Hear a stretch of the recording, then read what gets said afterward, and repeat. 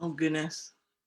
I hope you can't hear that. I live in a really tiny town and every hour on the hour they have really loud church bells.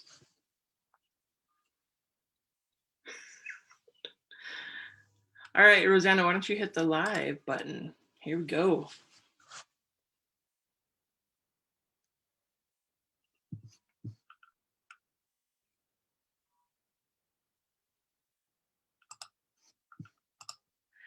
Hey folks, welcome back to We Belong Here, our series at Advanced Native Political Leadership, where we talk with leaders throughout Indian country on the topics and work building political power.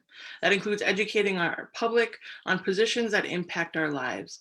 And I want to extend a warm Nawa Jaduna Dagan, hello my relatives, to all of our new viewers and guests. If you're new to our series, welcome to the community.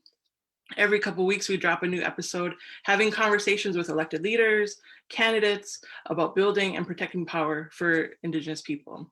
We aim to ensure our communities are informed about issues that impact our lives, and we want to talk with the leaders who are modeling that leadership and the values that we stand for. Today, I've been looking so forward to our conversation discussing local elections. Let me start with some introductions. We have the breadth of our Indigenous land covered today, all the way from Maui and way over to Maine. We welcome Shane Sinenci, serving his second term as the East Maui representative on the Maui County Council. Shane is a teacher with a degree in architecture and a master's in charter school administration, and serving her first term, being just recently elected on the Portland, Maine Council. April Fournier is a member of the Diné Nation and has been an advocate for Indigenous rights throughout her adult life. April is a mother, a businesswoman, and she co-founded the first all-Indigenous roller derby, which I have a question about later, comprising more than 20 tribal nations. And she works internationally to support diversity, equity, and inclusion. So welcome, Shane, welcome, April. For our new, well, for all of our audiences, for everyone, April, for those of us not familiar with East Deering in Portland, Maine, why don't you tell us about your district? Sure. Thank you so much for having me. So I am in Maine, way up in the northeast corner of the US. We see the sun first. So we are also known by the local tribes of Wabanaki Confederacy as the Dawnland. So we do get to greet the day each day, which is absolutely a blessing.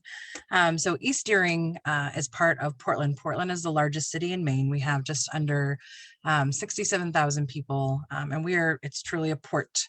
So we are right on the coast. And so Portland has 5 different districts. I live in East Deering, which is just off the peninsula. So not quite on the coast, but very, very close. And it is a mix of residential and apartments and businesses and just lots of different things. So it's a really great, great community. And we've been here, we bought our house in 2006. So our kids have grown up here, and it just seemed like kind of the perfect match to serve the community that we've been a part of. Yeah.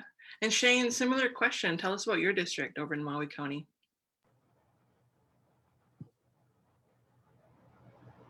Okay, can you hear me? Mm-hmm. Oh, mahalo for having me, and aloha wina la kako mai Maui hikina. As you know, Maui County is made up of 3 different islands, Maui, Molokai, and Lanai, and with a total of 9 different districts. I represent the largest land area of rural East Maui, and subsequently the smallest population of about 3,500 people.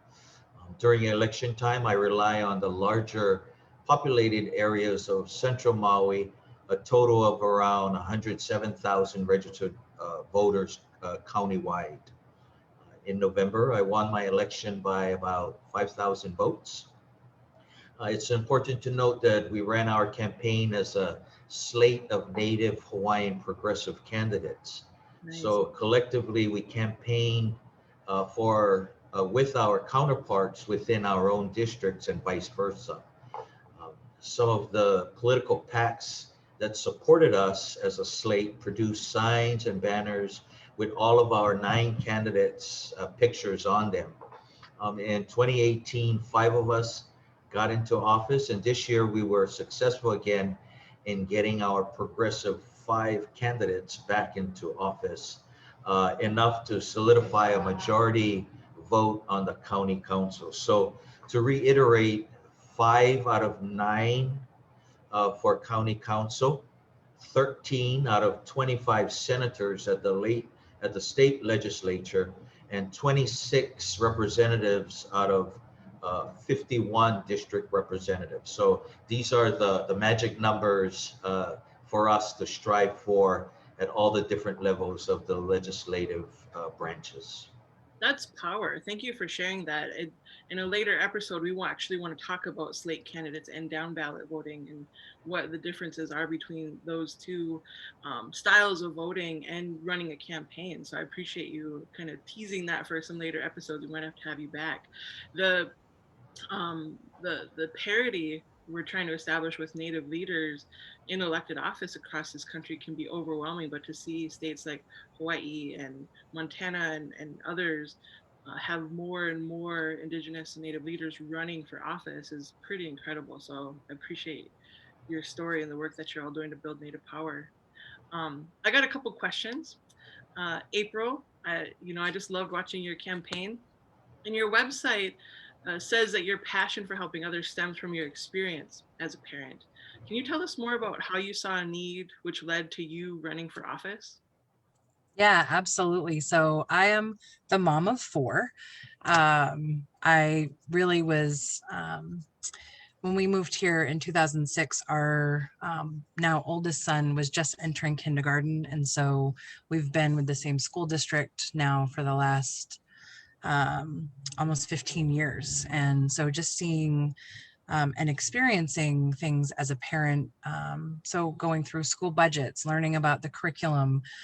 Maine is if not the whitest, one of the whitest states in the US. And so one of the things that I learned as a parent in listening to our kids' plays and listening and seeing the worksheets that come home from school, there was definitely a lack of an awareness of, hey, so, not all natives are pilgrims and, Indians, and we don't talk about Thanksgiving the same way. We don't all think about Columbus Day the same way. There's definitely been a push to remove native mascots here.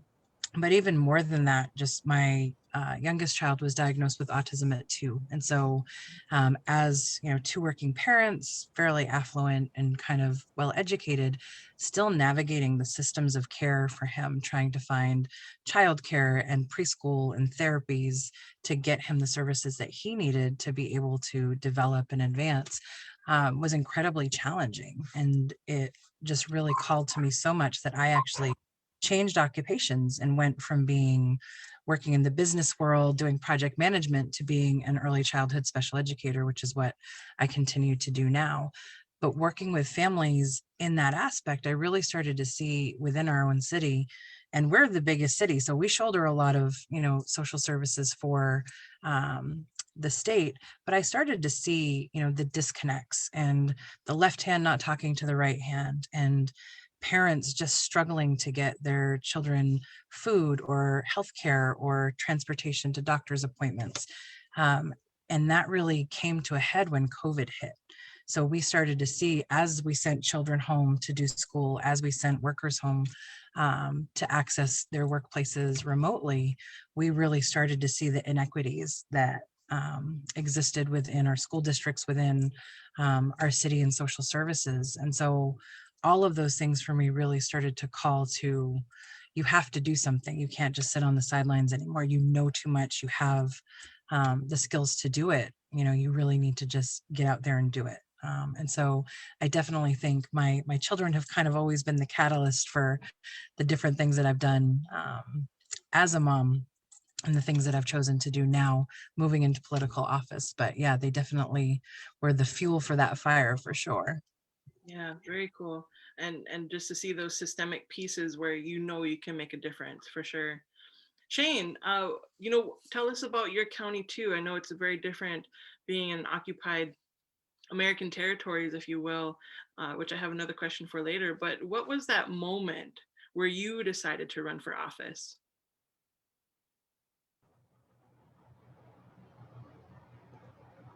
Mahalo for that. Yeah, it was all very sudden. I've never had any political aspirations. However, I've always possessed aloha aina, an intense love for our native lands.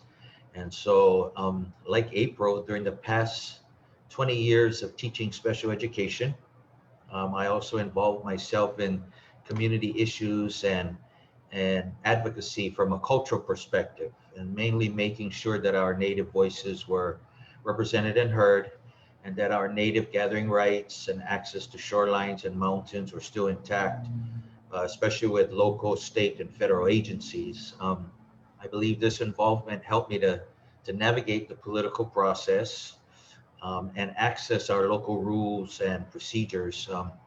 Once I did get into office, I was able to continue this work by funding cultural items, including additional protections for native burials, and working to acquire old plantation water systems, which we're still working on.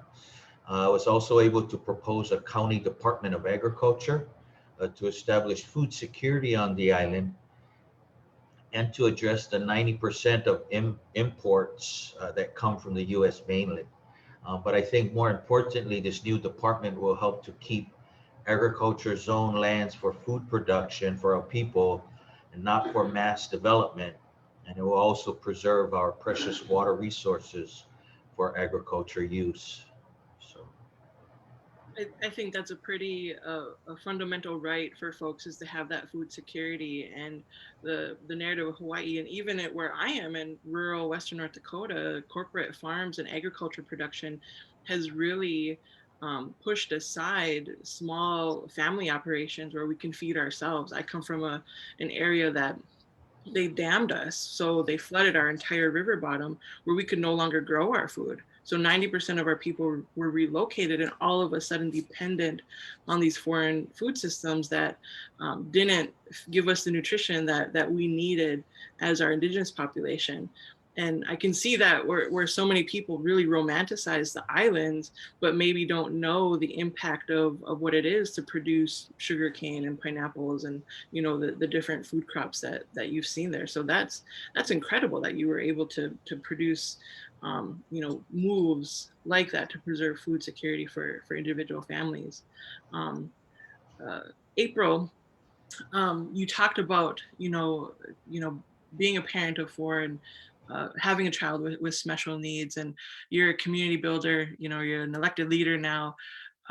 You started this roller derby and you have all these other passions too, but balance is one of these words that might be kind of generous and also romanticized. But what does that balance look like for you as a newly elected leader? Do you have it yet? Does it exist? Imperfectly. And I think that, is kind of the best we can do, is strive for what restores us, and what I think when I think of balance, I think, being in harmony with yourself and kind of those around you. And so I know for me, the things that restore me and keep me balanced and keep me harmonious are, interactions with my family. So that's a priority, daily and weekly, making sure that I'm connecting with my mom and my sister and having a, time to really have good conversations with them, especially when we're separated because of COVID. But also, my partner, my husband, we've been together, for more than 20 years now. It's also important because he's the one that helps hold down the fort when I'm off doing all of the things that I'm doing. So making sure that we're also carving out time for our relationship and making sure that we're still connecting, and that I'm involving him, because I think he knows me so well. And so he's kind of that reflection that I can go to when constituents are sending me, not the nicest emails, or when I flub up something in a council meeting. It's kind of the person who unconditionally is like, you know what, it's okay. You're going to go out and get it again. If I didn't have such a strong support system, I couldn't have done all of the things that I've done, whether it's, being mom and then working full time and going to school and changing occupations and then doing roller derby and doing now, things within the political world. So I think balance for me is really just making sure that I am staying connected to all of the people around me, and that they feel involved and included, because they're the ones that also give me that energy and that power, because I want to do what I do for them, because ultimately what the decisions I'm making, the leadership positions I'm taking, the influence that I'm having in the community is to benefit them and the next generations, coming after me. So that, I think that's probably how I'm finding balance. Some days are absolutely better than others, but it's working. It's a work in progress. I imagine that's most of us, right? And the relationships in our lives absolutely matter, whether you're in public office or not. And as an elected leader, the relationships that move policy or meaningful policy forward is just as important as those who are giving you that internal inner circle support in local office. And Shane, this is your second term. You've maybe made this transition a little bit easier, as April has just started leading that public life. But how about you? How have you found balance in serving in elected office, as well as your other personal and professional lives? I think moving to virtual meetings, we all came home from Central Maui, and so working with the latest governor's proclamation to kind of relax some of the sunshine laws, that we can now have our meetings virtually without being, all at the council building. So I think that has really, including some of the other council members going home to their own islands. So we're able to, I think the virtual meetings, the Zooms, the Blue Jeans has definitely helped to keep us connected and to still run our governmental duties and responsibilities. Yeah, I think that's been a great move as well. The virtual spaces have created some flexibility to, take a walk every now and then. I'm already thinking, like, I'm getting a little jealous, Shane, thinking that you guys are just out there on a beach somewhere and, getting business done, and I'm over here all in snow. We're out of snow now, but those days, and being It got to a brisk 68 degrees last night, so some cool temperatures. Yeah, we won't see 68 degrees till maybe like July.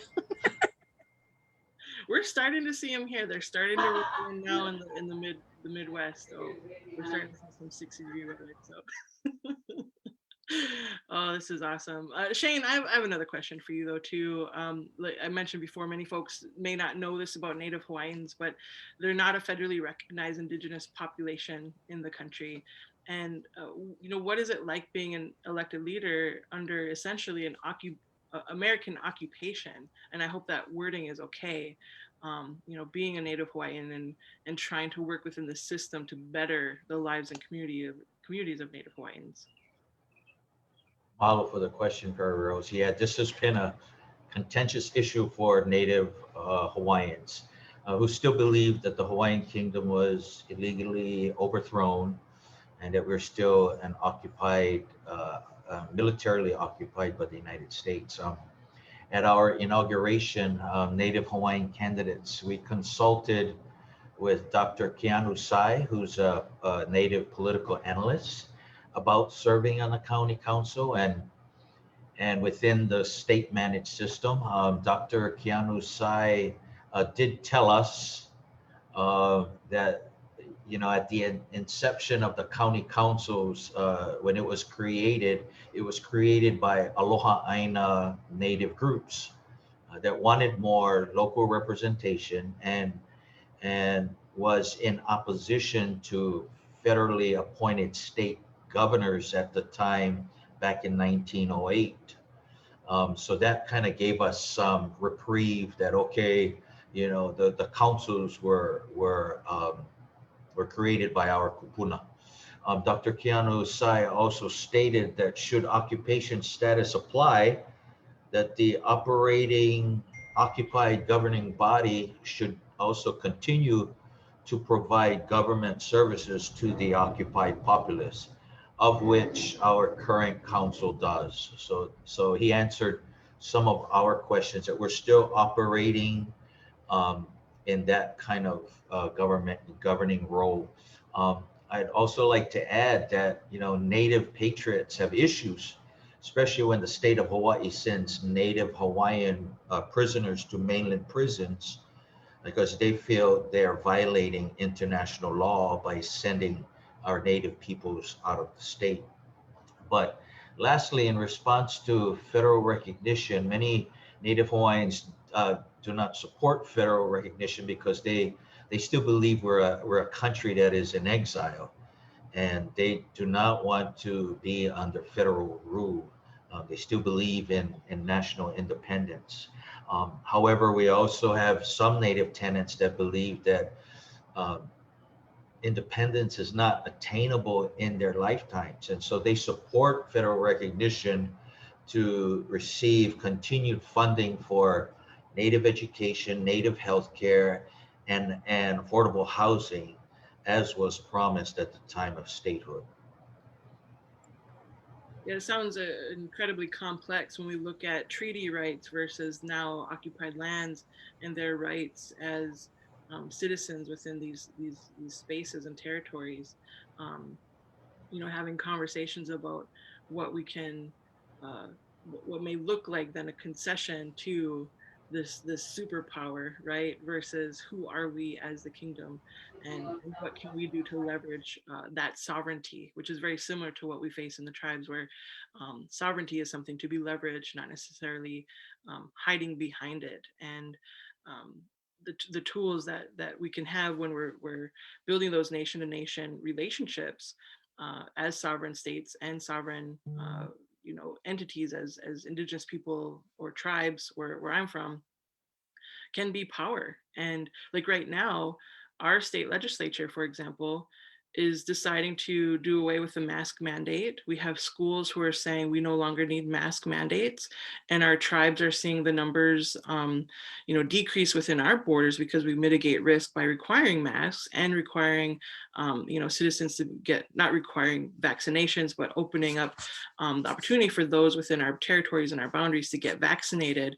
We're seeing our safety increase versus decrease, where the state's numbers are increasing with the new COVID numbers that are coming out. So just an example where our tribes are leveraging our sovereignty to protect our citizens by saying, nope, if you're going to be here and coming into our businesses, you need to be wearing a mask. You need to be vaccinated if you're going to be working with our emergency personnel or in our school system, and have even made incentive for our people to do that, right? So it's a good lesson, I think, for all people to understand what Native Hawaiians are leveraging in their citizenship relationship with the United States government, which can be very complex, as our relationship as a unique political class of people, as Native Americans or American Indians, Alaska Natives. It can be complicated. Very complicated. A funner topic, April. You started an Indigenous roller derby team. How did this happen? It's true. It's true. So I think one of the really cool things about roller derby is your heroes are super accessible because it's still a very young sport. It's still, kind of in its early years. It's been around, for decades, but really the formalized iteration has really been about 10 years now. And so I got into the sport about 7 years ago, and in Maine, was getting ready to try out and was watching the championships that were on streaming, and saw a skater that looked like they could be my sibling. And it was just like, wait, there are other Native skaters. So often, I think, in sports and all through growing up for me, there were never really any other Native role models playing sports in NA sport. And growing up in Maine, I often was really the only Native on the field doing whatever sport it was that I was doing. And so I didn't really have any role models or peers or, comrades to kind of share that with. And so there was this person who was an absolutely incredible athlete And so I reached out to them on Facebook, I'm so excited to see you. I found out we were from the same tribe. We're both in, the East Coast, which is very unusual for Diné to be on this side of the country. And so they responded back and were just, super excited to meet me and, wished me luck on, my roller derby adventures. And over the next few years, we ended up developing a friendship and just talking about our different experiences, navigating this world, and had a really good conversation. Just like, wouldn't it be amazing if at the next World Cup, there were an all Indigenous roller derby team? Because you have Team USA, you have Team Canada, you have Team Mexico, you have all of these, colonized nations. But we are so different in that we are all of our own sovereign nations. So wouldn't it be cool if we had an all Indigenous team to celebrate those borderless nations, to celebrate the unique identity that we have? And so we petitioned the World Cup committee to include this new team, which there was some pushback. Like, how are you going to prove that people are Native? How are you going to prove that they're Indigenous? It's like, well, we don't have to. That is our identity. We're claiming it. We're going to do this thing, whether you like it or not. And so they did give us the okay. So in 2018, we fielded the first all Indigenous roller derby team at World Cup. And it was, I think we had 20 skaters that were able to attend in Manchester, England. So we had to do a ton of fundraising because it's also a pay to play sport that is typically a very high price point. So a lot of minorities and lower socioeconomic skaters get priced out. They can't play because it's so expensive. And so we did a ton of fundraising to be able to get everybody over there. But just the feel, and I never knew I was missing it until I had it. And it was the first time to hit the track and look like to my left and to my right. And these were all my family. It was my siblings. Our blood just really called to each other. We had this connection that I had never, ever experienced in a sport before. And from that, it's not only that we built this incredible team and now have been able to do, some other things to help players out in different communities, but we were able to then share skills and share ideas and share experiences. So for our friends that were living in Alaska and didn't have access to some of the same resources, if they wanted to run for a political office, or if they wanted to bring up something with their school board, or if they wanted to do community building, they now had this family that they could reach out to who had all of these skills. And we created this network now of well over 100 natives that are, consistently checking with our social media. We're checking in as often as possible, which is so hard, because of the pandemic, but it just opened this opportunity for this sport to say, there's another way to do this. And it doesn't have to be this one perspective, because all of these different skaters have different realities, different histories, different experiences coming up in a sport that's predominantly white. So there needed to be some safe spaces. And so that opened the door for Team Black Diaspora Roller Derby and Jewish Roller Derby and the Asian Skater Network. And so it's been incredible to see all of these other teams form outside of traditional boundaries and create those kinships and create those relationships and create that power so that we can speak up when things aren't going okay in this world or in any of those arenas, and really have a lot of voices coming together to say, so we can't say, we hear announcers as they're, doing their color commentary. One team was losing very badly, and one of the announcers had said, oh, they're walking their own trail of tears. What? But I am one lone voice that, I could bring it up and I could, make a stink about it, but I'm just one person. If I have this Native community of skaters that has now been activated, then there's power to really affect change. And I think it's not just a story within roller derby, that's within any community. And I think that's why these conversations about local leadership are just so important, because we see how it plays out in lots of other places. Yeah. Well, and you're really giving credit to the work that you're doing and building that relationship and those networks and creating those spaces creates this self-viability for all natives in the next generation to say, oh my gosh, I didn't know I could be you know, I was going to say a sportsman, an athlete in these spaces. I can talk. It's today. You know, I didn't know I could be an elected leader, right? Like we are giving, you know, ourselves permission. We are giving others this self affirmation, validation that they can too make change at the local level. And there's so much power there. People don't realize how much federal dollars come in and can be spent at a local level, and the state dollars that come in and can be spent at a local level. And it can be the very difference that makes the quality education, the quality infrastructures needed for housing and other developments and healthcare, et cetera, really make quality of life for all of our local people. So I wanted you to share that story because I think it's a real testimony to Native people taking these moments and defining them for us. And it isn't about being a career politician. It isn't about, you know, perpetuating the systems that have caused us harm. It's about changing them, owning these spaces and saying, this is what we can do to make our lives better. But when our lives are better, everybody's lives are better. So thank you for sharing that story. Shane, you had talked earlier about the numbers around the Native Hawaiians running for elected office and those attaining seats.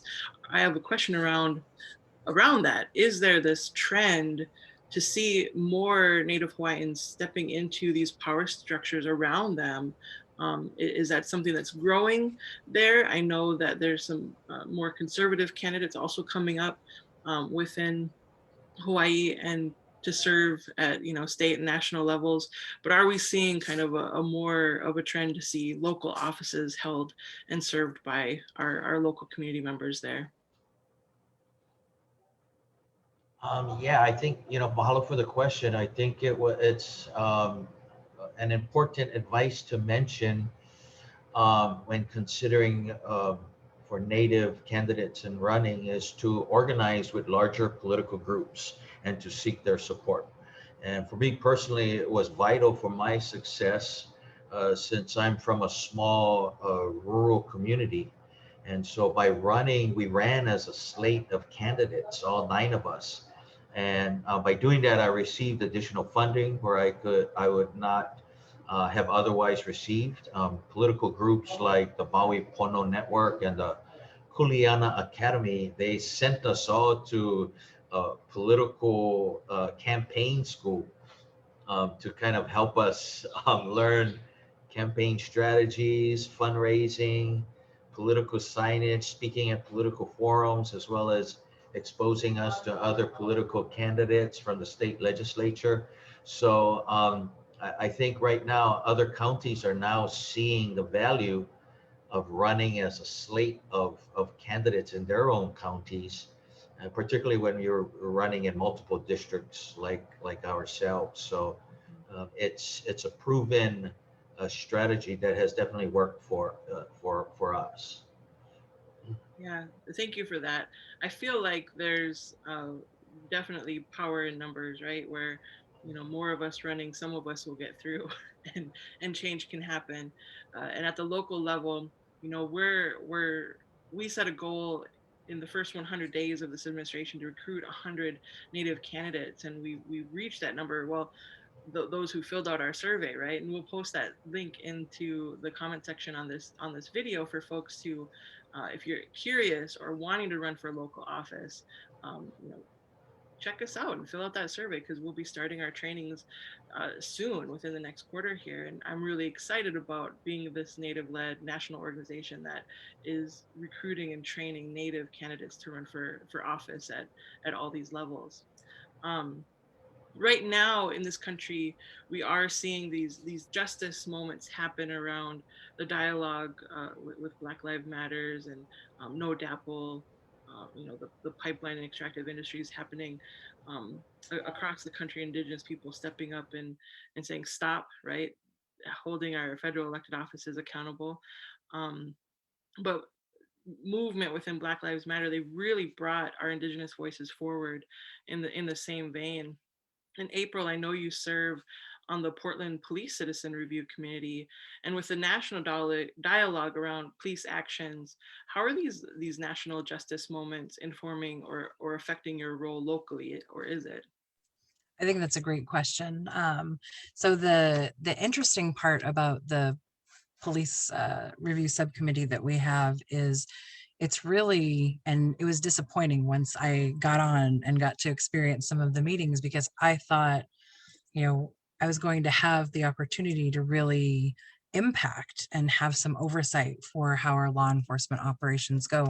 But the way that our committee is set up is it's really a rubber stamp on the process after the process is done. So not the quality of the review, not the conduct of the officers, but it's really just did they follow the timeline? Did they complete all the steps?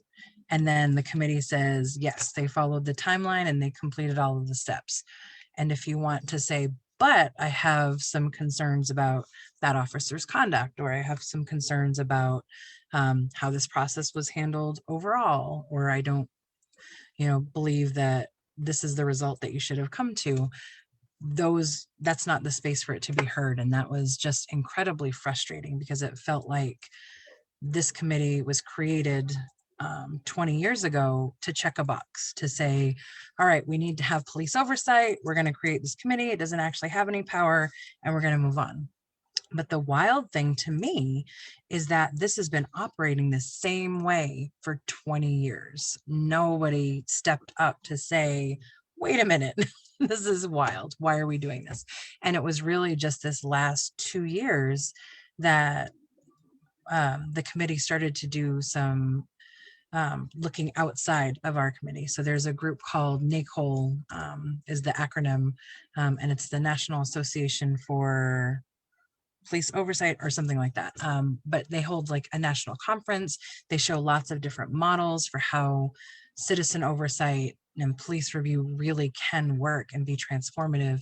It can be funded by city budgets. It can really improve relations between the public and law enforcement, as well as start to make that shift away from criminalizing behavior and really going to what are the root causes for people engaging in these different types of behaviors. And so when I was elected to council, I did have to give up my seat. But one of the things that was a catalyst from what happened with the Black Lives Matter movement this past year with COVID, we had a very significant impact to our unhoused population too because of COVID. So a lot of our shelters that have day space were closed, and so people were camping in the park, and then that frustrated city officials, so then they moved their encampment to City Hall instead. So there's lots of tensions that rose, and from that our city created a racial equity steering committee. And so they've been doing work since the fall to look at policing specifically and what are the barriers that we have to really transforming our law enforcement and public safety officials into really community support officers, rather than we're doing this all punitive. We're really disproportionately, seeing different arrests.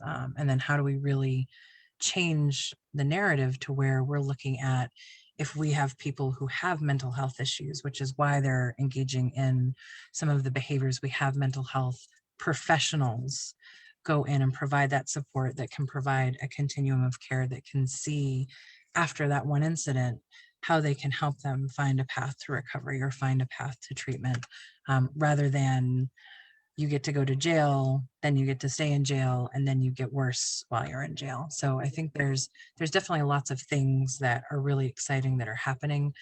That group is going to be giving us their final report to council at the end of this month. And one of their recommendations is to eliminate the Police Citizen Review Subcommittee completely and redo it, reimagine it. So look at what are the best practices of some of our neighbors in Massachusetts or in Maryland. And then how can we change and create this new group that would really truly have oversight and citizen engagement. And that can be very transformative. Thank you for that testimony to that statement of mental health needs for incarcerated individuals who are serving because of punitive systems that are there to potentially cause more harm to people. And I think of the whole incarceration, the whole prison industry, what is it, prison industrial complex. That's the largest mental health provider in the country, and I'm very closely tied to what you do to the people, you do to the land, and what you do to the land, you do to the people. And places like who've cemented their river systems and waterways. LA County, for one, just as a top of the head reminder, is that the LA River. A lot of people don't know that there's a river in LA called the LA River, and it's completely cemented in. And the largest provider for mental health care needs in LA is the prison system, right? But that's very true to other large cities and urban populations where they have not had these transformative dialogues around changing the system. And so it's really powerful at a local level that you can have the awareness of these needs, even if your population is not as great as LA or Minneapolis or wherever, that you can serve the needs of the community through a more just system, right? And what does that look like? And we need to step back and take the time to pay attention to what's happening in these moments and how these dialogues on a national level are informing this work. And for those who've benefited from this system for too long, question your compliance and benefit of those systems, right? And for those of us who had to wrestle and negotiate and navigate our way through these systems because they were in our lives, right? We can be the ones informing what changes are needed. So thank you for that, April. I hope that the work there is meaningful in the community. We're getting up on time here. April and Shane, local offices like city and county councils don't often get that statewide or national attention as the media doesn't really see much need to highlight these races beyond their local impact. But I believe local offices can have significant impact on local lives and regionally, and these positions can absolutely open up a trajectory to higher office. So I wanted to ask you both, if you need a moment to breathe, but how do you see your own political trajectory? Do you see yourself running for other positions beyond city and county halls, or is this where you will have the most impact and this is where you find yourself? Whoever wants to go first. Shane, do you want to go first? All right, thank you. Really quickly, personally, I guess I am open to running for these other positions should the opportunity present itself. And like you mentioned earlier, we've been able to really affect local government and address, environmental justice in our local government. And I think that's why we're, as progressive candidates, we see a lot of pushback. In the past, we've seen Native Hawaiian candidates fail at moving up to higher offices in Hawaii, particularly when the move is too quick. Hawaii is predominantly a Democratic state, and voters want to see kind of a well-established track record of their political careers prior to supporting their elevation to higher office. But I think the additional time also supports the formation of a larger voter base for candidates, Native candidates.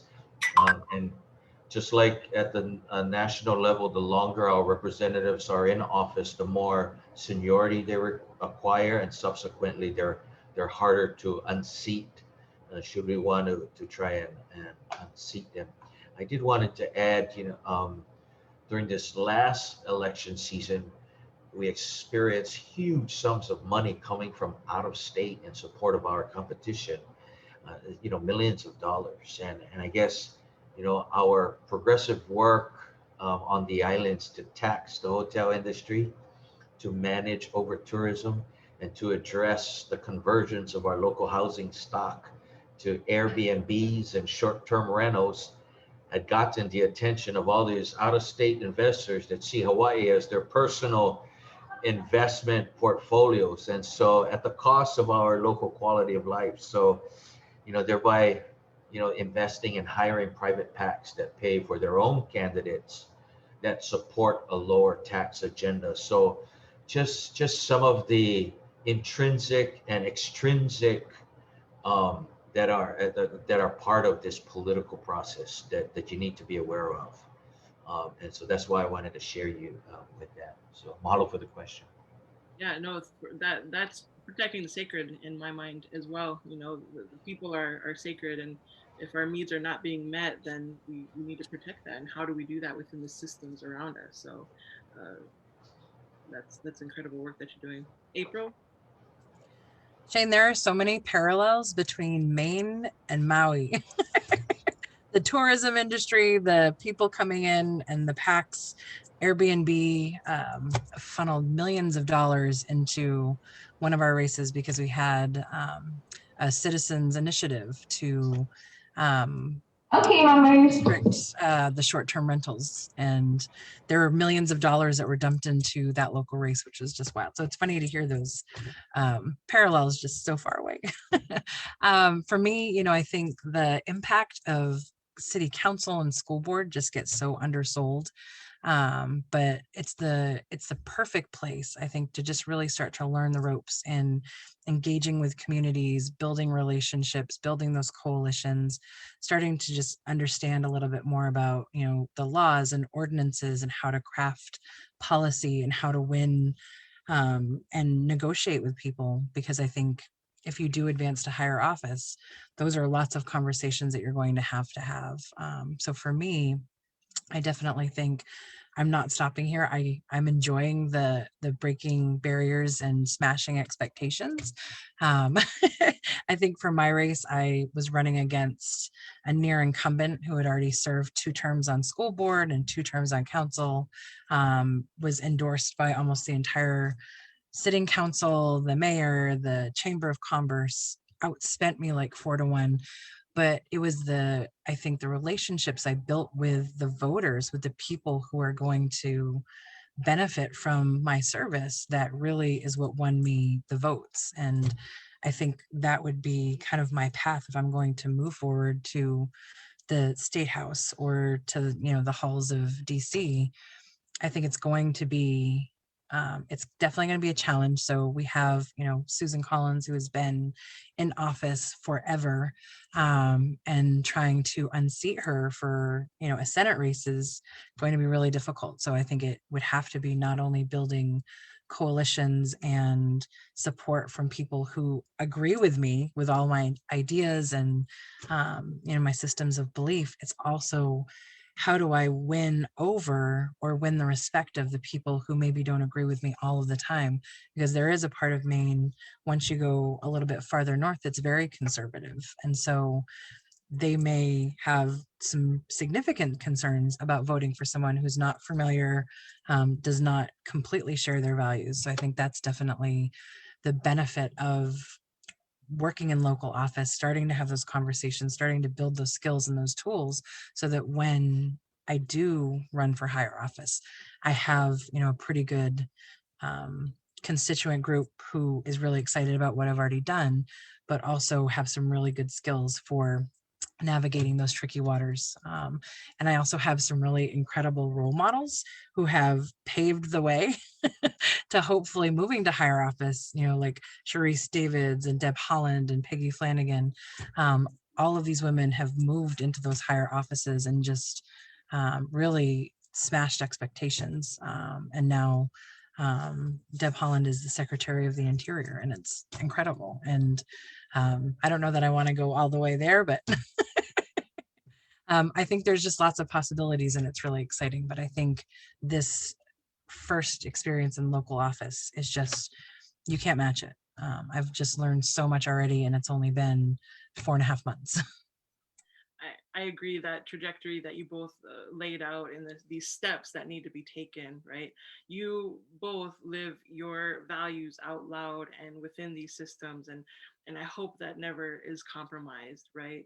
And those steps forward, though, building a base is building relationships, it's building power, right? And moving in the direction that you're called to serve in a greater form of office, if that calling is there. So I absolutely agree with both of you, spot on, that you you go where you can build it, and you got to do the work. And you two have done so much work to not only build those relationships but maintain those relationships, because we know that the public can move in another direction very quickly, and that's a conversation for another day. Since we're almost out of time though. But final question, before we share our closing thoughts, what advice do you have for other Native candidates in building power in their communities and making a run for office? What would you say to those folks who are just on the fence or not quite there yet, but you want them to run too? Go ahead, April. Okay. I think first and foremost, you are enough. The fire, the knowledge, the worth that you have is enough to do it. You don't have to be a political expert. You really just have to believe that you can make a difference. And, I think that's probably the biggest thing. There are so many incredible Native candidates out there that just haven't become candidates yet because no one has asked them, or they just haven't had the opportunities. And I think that is why this program and having leaders like us be able to see the talent in others and make those connections and make ourselves available. And I like to call it being a good ancestor, being able to share our experience with others so that, and I try and make myself available for whenever people reach out on social media or by email or by text, just how did you do it? What advice can you give me? I will always make time for those conversations because there are people that helped me get to where I am that made time for those conversations. And it gave me enough confidence to say, okay, I'm going to take out papers and I'm going to try and do it. So I think you are enough. You have the knowledge. You absolutely can do it. You don't have to wait for someone to ask. You can absolutely claim that space, but know that I am asking you to step up if you need somebody to ask. Thank you, April. Shane? Mahalo for the question. My culture, my ancestors, my kupuna has been the driving force in my life, and so and same as for political life. I think with your intense love of your aina, your people, your nation, your tribe, your lahui.